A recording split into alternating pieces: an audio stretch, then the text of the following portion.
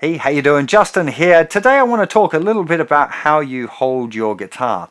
A really common problem that I see for beginners is trying to hold the guitar neck with the fretting hand. And it's really important that the hand that's holding the chords down has nothing to do with holding the guitar itself. Nothing at all. Okay? So your guitar wants to feel really nice and stable whether this hand is on or not. It shouldn't be moving around. Like if you lift your fretting hand off, the neck of the guitar shouldn't really be moving at all. It wants to feel really super stable. Now, the shape of the guitar, the cutaway, is designed to sit on your leg.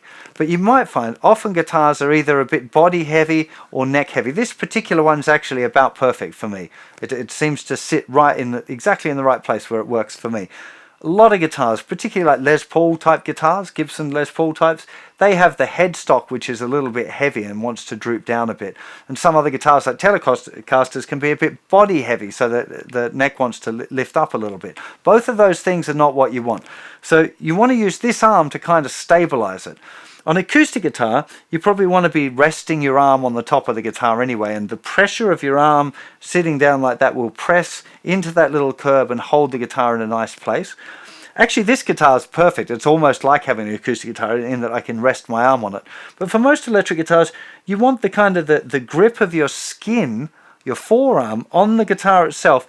That's where the weight comes, and it kind of holds the guitar both against your body and into your leg. So it does want to feel really quite rigid here, where your fingers are going to be pressing on the guitar strings. It doesn't want to be wobbling around while you're trying to play your chords. If it is, you're not holding the guitar right. It's one of the things, like I nearly always roll my sleeve right up when I'm playing.